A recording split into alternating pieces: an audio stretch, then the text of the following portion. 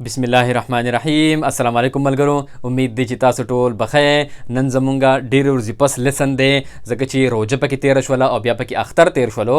نن ما یو عام غونته ټاپک چوز کړی دی. انشاءالله د دې نه پس به بیا مونږ خپل ورډ اف د ډے او زمونږ چې کوم سپیکینګ پریکټس وو هغې له به بیا مونږ راځو. نننی ټاپک ما چوز کړی دی د ډسیبلیټیز په باره کې، یعنی جسمانی معذورتیا چې کوم وي چې دې ته په انګلیش کې څه ویلی کېږي.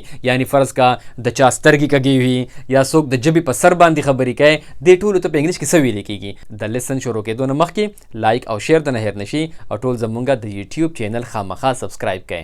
ښه نو راځو خپل لیسن لا. ډسیبلیټیز ویلی کېږي معذورتیا ته. ډسیبلیټي یعنی ته د یو کار کولو قابل نه یې.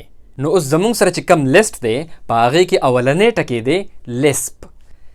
لیسپ دې ته ویلی کېږي چې کله هم یو کس د ژبې په سر باندې خبرې کوي که نه، نو دې ته لیسپ ویلی کېږي. نو تاسو بیا په فقره کې داسې استعمالولی شئ، هی هیز ا لیسپ، هغه د ژبې په سر باندې خبرې کوي.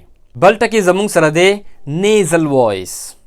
نیزل وایس دې ته ویلی کېږي کله چې یو کس په پوزه کې خبرې کوي، صحیح ده، نو دې ته ویلی کېږي نیزل وایس. نیزل جوړ شوی دی د نوز نه. نو تاسو بیا په سنټنس کې داسې استعمالولی شئ چې هی هیز ا نیزل وایس. د دې نه پس بل یو ټکی زمونږ سره دی سټمر. سټمر او یا دې ته سټټر هم ویلی کېږي. دا دواړه یو ټکی دی، د دواړو مطلب بالکل یو شانتي دی. سټمر دې ته ویلی کېږي کله چې یو کس انخطلي خبرې کوي که نه، نو دې ته ویلی کېږي سټمر، یا څوک ازادي خبرې نشي کولی. په پښتو کې ورته خلک وایي چې دی چاړی چاړی خبرې کوي، نو دغې ته ویلی کېږي سټمر، او یا ورته سټټر هم ویلی کېږي. په انګلینډ کې په یو کې ورته سټمر ویلی کېږي، او په نارت امریکا کې او په استرالیا کې په هغې کې ورته سټټر ویلی کېږي. او تاسو بیا دا په سنټنس کې داسې استعمالولی شئ چې هی هیز ا سټمر. بل ټکی زمونږ سره دی هورس وایس. هورس وایس دې ته ویلی کېږي چې کله د چا آواز بوغ وي، مری په ځای باندې ناسته وي، نو دې ته ویلی کېږي هورس وایس. تاسو بیا په سنټنس کې داسې استعمالولی شئ چې هی هیز ا هورس وایس. د دې نه پس بل یو ټکی زمونږ سره دی میوټ. میوټ دې ته ویلی کېږي، تاسو اوس وکتله ما خبرې کولې خو تاسو نه اورېدلی. میوټ دې ته ویلی کېږي چې څوک بالکل چاړه وي، څوک بالکل د سر اړو آواز د چا نه راوځي، څوک د سر اړو خبرې نشي کولی، هغې ته ویلی کېږي میوټ. تاسو به په خپل موبایل کې هم کتلی وي که نه، اکثر چې خلک آواز بندی په موبایل باندې، نو میوټ یې کړي که نه، نو میوټ دې ته ویلی کېږي چې آواز نه وي د چا. او تاسو بیا په سنټنس کې داسې استعمالولی شئ هی از میوټ. د دې نه پس بل یو ټکی زمونږ سره د هغه چا دپاره دی د چا چې دواړه سترګې کږې غوندې وي او دواړه سترګې دغه شانتې وي، لکه دې ته ویلی کېږي په انګلیش کې کراس آیډ. کراس آیډ یعنی کراس دې ته ویلی کېږي که نه، کراس چې یو سترګی هغلته ګوري او بله سترګی دې خوا ګوري، کراس آیډ ورته ویلی کېږي. او په سنټنس کې بیا تاسو داسې استعمالولی شئ چې هی از کراس آیډ، د هغه سترګې کږې دي. د دې نه پس بل یو ټکی زمونږ سره دی بلایند. بلایند دې ته ویلی کېږي چې څوک بالکل ړوند وي چې د سره یې بالکل نظر کار نه کوي، دې ته ویلی کېږي بلایند چې بالکل یې نظر کار نه کوي، صحیح ده. تاسو په سنټنس کې داسې استعمالولی شئ چې هی از بلایند، هغه ړوند دی.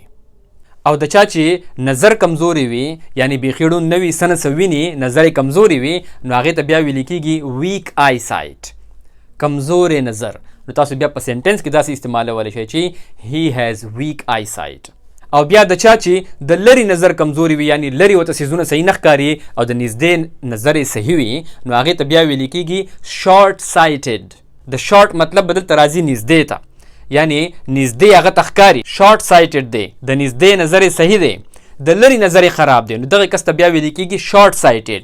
او چې د چا د نږدې نظر کمزوري وي، یعنی نږدې ورته نه ښکاري او د لرې نظر یې صحیح وي، نو هغې ته بیا ویلی کېږي لانګ سایټډ.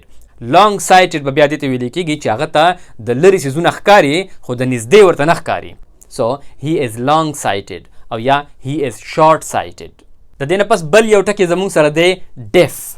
ډیف دې ته ویلی کېږي چې څوک کوڼ وي، ته چې ورته هر څه ووایي خو هغه یې نه اوري. کوڼ چې څوک چې مکمل کوڼ وي هغې ته ویلی کېږي ډیف. تاسو بیا ډیف په سنټنس کې داسې استعمالولی شئ چې هی از ډیف، هغه کوڼ دی.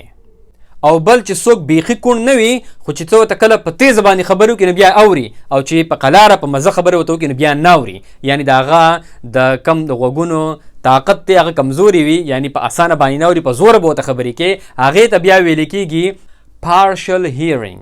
تاسو بیا په سنټنس کې داسې استعمالولی شئ چې he has partial hearing. د دې نه پس بل یو ټکی زموږ سره دی لیمپ. لیمپ دې ته ویل کېږي چې څوک په یو وخت په باندې ګوډ وي، نو دې ته ویل کېږي لیمپ. او تاسو په سنټنس کې داسې استعمالولی شئ چې he has a limp. او بل چې څوک په دواړو خپو باندې شل وي، یعنی بالکل د سراړو ګرځېدی نشي، دواړه خپې شلې وي، هغې ته په انګلیش کې ویل کېږي هینډیکیپ، یا ورته ته ویلی شي چې ډیسیبلډ، هغه ډیسیبل دی، مکمل ډیسیبل پرسن ورته ویل کېږي.